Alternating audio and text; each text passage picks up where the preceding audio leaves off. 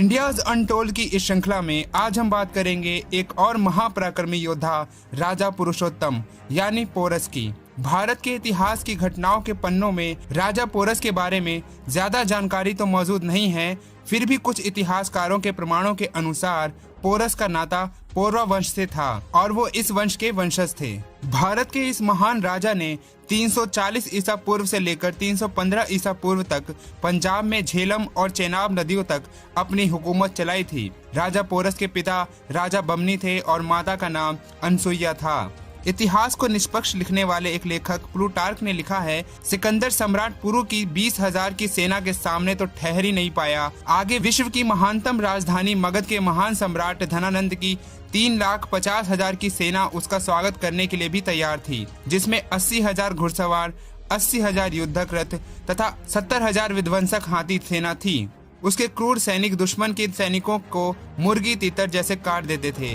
Greece के प्रभाव वाले पश्चिम के इतिहासकार जो भी अपनी किताबों में लिखते हैं और पश्चिम जो भी कहता है, दुनिया उसे आंख मूंद कर मान लेती है। मगर ईरानी और चीनी इतिहास के नजरिए से देखा जाए तो ये छवि कुछ और ही दिखती है। अजीब लगता है कि भारत में सिकंदर को महान कहा जाता है और इस पर गीत लिखे जाते हैं। उस पर तो फिल्म भी बनती है जिसमें उसे महान बताया गया है और एक कहावत भी निर्मित हो चुकी है, जो जीता वही सिकंदर। यदि सचमुच ही भारतीयों ने पश्चिम नहीं भारतीय इतिहासकारों को पढ़ा होता तो वे कहते जो जीता वही पोरस। लेकिन अंग्रेजों की 200 वर्षों की गुलामी ने हमारी मानसिकता को ही तहस नहस कर दिया है। महाराजा पोरस सिंध पंजाब सहित एक बड़े भूभाग के स्वामी थे।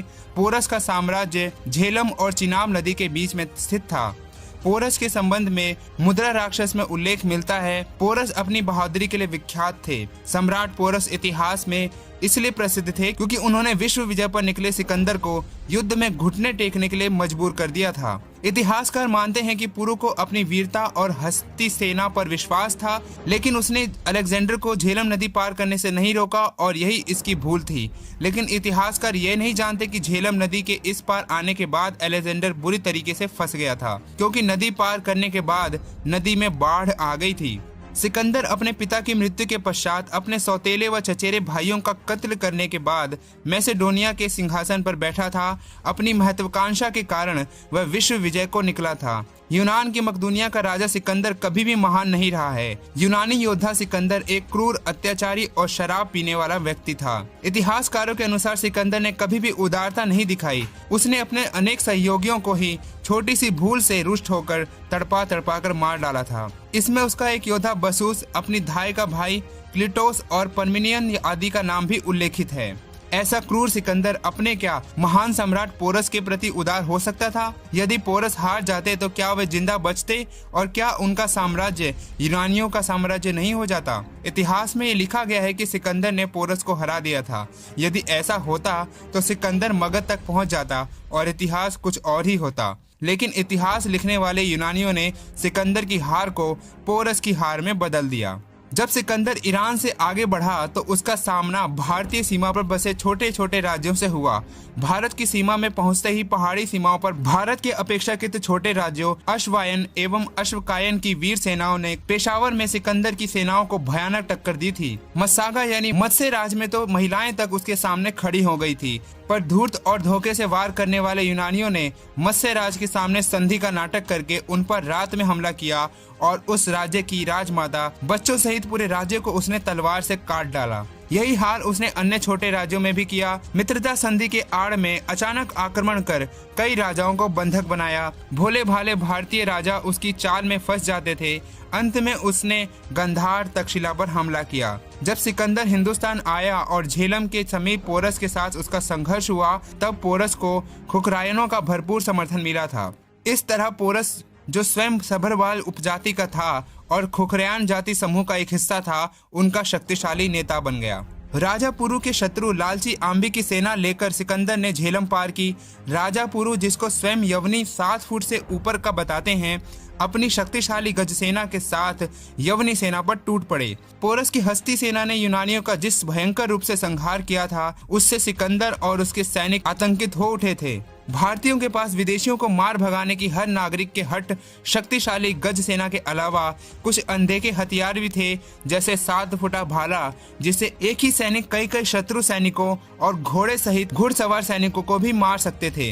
इस युद्ध में पहले दिन सिकंदर की सेना को जमकर टक्कर मिली। सिकंदर की सेना के कई वीर सैनिक हताहत हुए। यवनी सरदारों का भयाक्रांत होने के बावजूद सिकंदर अपने हट पर अड़ा रहा और अपनी विशिष्ट अंगरक्षक एवं अंत प्रतिरक्षा टुकड़ी को लेकर वो बीच युद्ध क्षेत्र में घुस गया। कोई भी भारतीय सेनापति हथियारों पर होने के कारण उन पर कोई खतरा नहीं हो सकता था, तो राजा की तो बात दूर ही थी। राजा पुरु के भाई अमर ने सिकंदर के घोड़े को अपने भाले से मार डाला और सिकंदर को जमीन पर गिरा दिया। ऐसा यूनानी सेना ने अपने युद्ध काल में कभी होते हुए नहीं देखा था।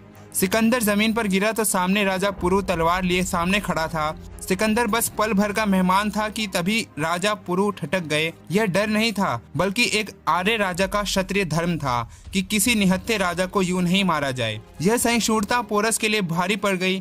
पोरस कुछ समझ पाता तभी सिकंदर के अंगरक्षक उसे तेजी से वहां से उठाकर भगा ले गए। उस वक्त सिकंदर सनक में आगे तक घुस गया, जहां उसकी पलटन को भारी क्षति उठानी पड़ी थी। भले ही भारी क्षति उठाकर यूनानी सेनापति अब समझ गए थे कि अगर युद्ध और चला तो सारे यवनी यही नष्ट कर दिए जाएंगे। यह निर्णय पाकर सिकंदर वापस भागा, पर उस रास्ते से नहीं भाग पाया जहां से आया था और उसे दूसरे खतरनाक रास्ते से गुजरना पड़ा, जिस क्षेत्र में प्राचीन क्षत्रिय जाट निवास करते थे। उस क्षेत्र को जिसका पूर्वी हिस्सा आज के हरियाणा में स्थित था और जिसे जाट प्रदेश कहते थे। इस प्रदेश में पहुंचते ही सिकंदर का सामना जाट वीरों से हो गया और उसकी अधिकतर पलटन का सफाया जाटों ने कर दिया। भागते हुए सिकंदर पर एक जाट सैनिक ने बरकशा फेंका, जो उसके वक्ष कवच को भेदता हुआ पार हो गया। यह घटना आज के सोनीपत नगर के पास हुई थी। इस हमले में सिकंदर तुरंत नहीं मरा, बल्कि आगे जाकर जाट प्रदेश की पश्चिमी सीमा गंधार में जाकर उसके प्राण पखेरु उड़ गए।